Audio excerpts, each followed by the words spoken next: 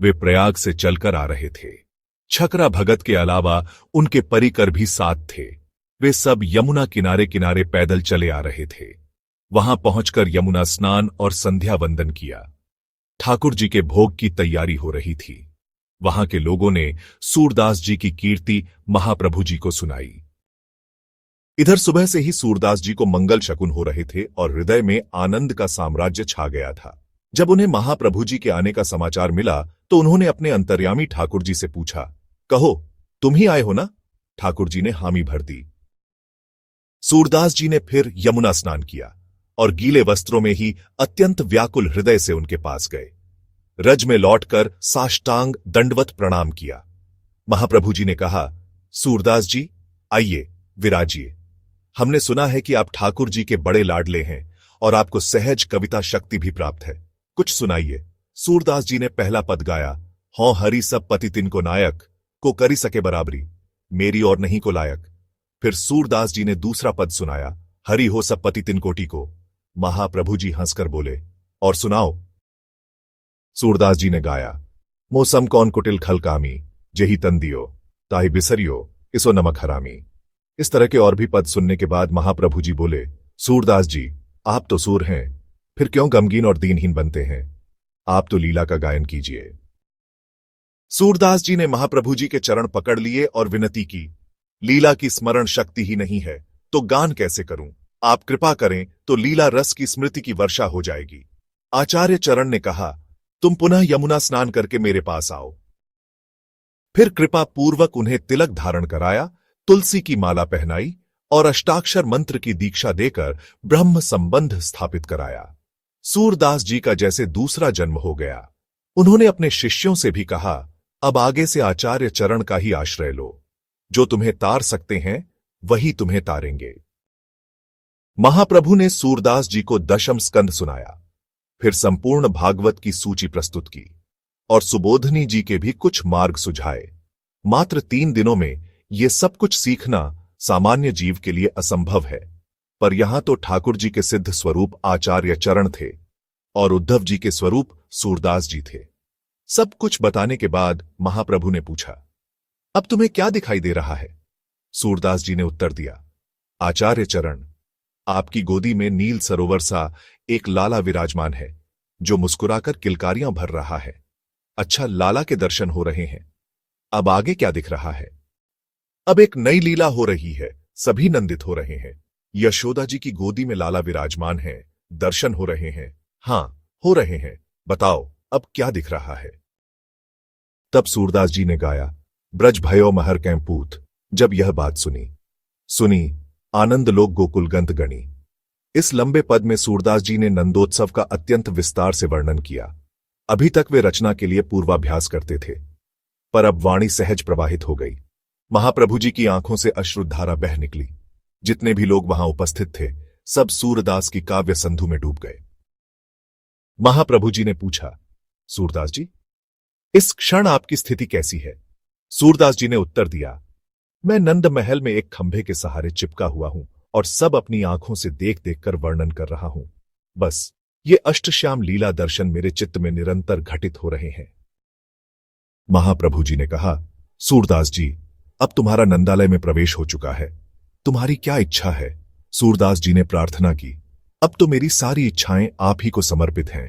मैं सर्व विधि से आपका हूं, आप जो चाहें वैसा ही करिए। फिर महाप्रभु जी उन्हें अपने साथ गोकुल ले आए।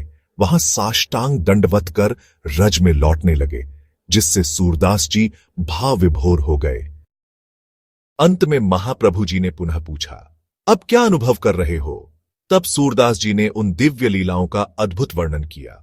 शोभित कर नवनीत लिए, घुटरुणी चलत रेणु तन मंडित मुक्तदि लेप किए, चारु कपोल लो लोचन गोरोचन तिलक दिए, लट लटकनी मनु मत्त मधुप गणमादक मधुहिम पिए, कठुला कंठ वज्र केहरी नख राजत रुचिर हिए, धन्य सूर एको पल इहि सुख का सतकल्प जिए।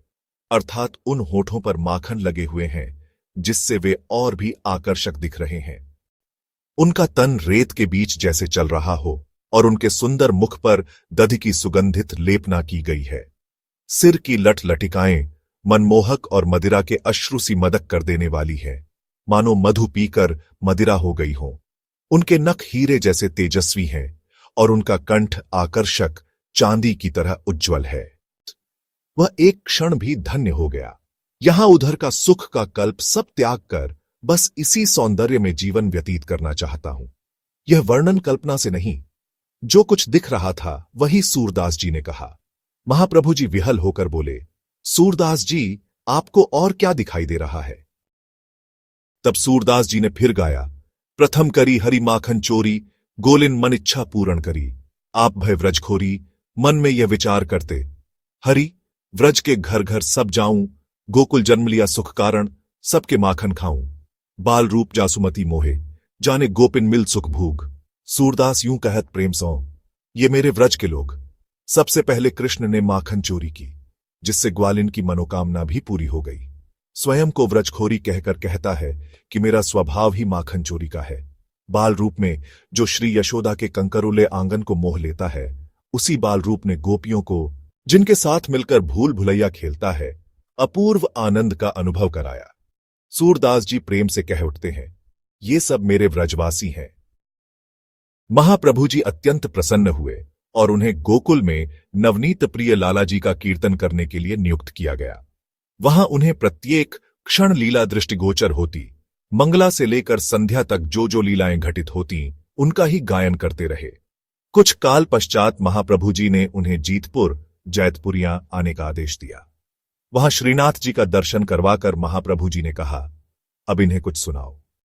आपने सुनाया, अब मैं नाच्यो बहुत गोपाल, काम क्रोध को पहिरी चोलना, कंठ विषय की माल, महामोह के नूपुर बाजत, चलत असंगत चाल, भ्रम भोयो मन भयो, पखावज चलत असंगत चाल, तृष्णा नाद करती घट भीतर, नाना विधि दैताल, माया को कटी फेंटा बांध्यो, लोभ तिलक दियो भाल, कोटिक कलाकाची दिखाराई, जलथल सुधी नहीं काल, सूरदास की सभय अविद्या दूरी करो नंदलाल। हे गोपाल, अब मैं बहुत नाच चुका। काम और क्रोध का जामा पहनकर, विषयों की माला गले में डालकर, महामोहग्रस्त होने से निंदा करने में ही मुझे सुख मिलता है। नाचता रहा, भ्रम से भ्रमित मन ही पखावज मृदंग बना। कुसंग रूपी चाल में चलता हूं, अनेक प्रकार के ताल देती हुई तृष्णा हृदय के भीतर नाद कर रही है। कमर में माया का फेटा बांध रखा है और ललाट पर लोभ का तिलक लगा लिया है। जल थल में स्वांग धारण कर कितने समय से, यह तो मुझे स्मरण नहीं, करोड़ों कलाएं मैंने भली प्रकार दिखलाई हैं। हे नंदलाल, अब तो सूरदास का सारा अज्ञान दूर कर दो। गदगद कंठ और अश्रुपूरित नेत्रों से जब सूरदास जी ने यह पद गाया तो महाप्रभु जी ने हृदय से लगाते हुए कहा, सूरदास जी, आप इतने दीनहीन क्यों हो रहे हैं? आपकी अविद्या तो श्री जी ने पहले ही हर ली है। मुझे तो यह स्पष्ट हो रहा है कि आप अविद्याग्रस्त जीवों के प्रतिनिधि बनकर श्रीनाथ जी से प्रार्थना कर रहे हैं। अब श्रीनाथ जी की अष्टयाम सेवा में नियुक्त होने के बाद उन्होंने चंद्र सरोवर के समीप पारासौली स्थान को अपने निवास के लिए स्वीकार किया, क्योंकि यहीं सरस्वती कल्प में महारास हुआ था। वे वहीं 73 वर्ष तक रहे। यह एक महापवित्र स्थली है, क्योंकि यहां निवास करते हुए उन्होंने 73 वर्ष निरंतर भजन किए। वर्तमान में भी उनकी भजन कुटी यहीं संरक्षित है और इसी स्थान पर सूर श्याम गौशाला की भी स्थापना हुई है। सूरदास जी प्रतिदिन चंद्र सरोवर में स्नान करके सीधे श्रीनाथ जी के मंदिर पहुंचते, वहां मंगला आरती में पद गायन करते, फिर राजभोग तक मंदिर में विराजमान रहते। उसके बाद वे पारासौली लौटकर भजन ध्यान में लीन हो जाते और पुनः उत्थापन उठाने के समय मंदिर में उपस्थित होकर ग्वाल आरती में सम्मिलित होते।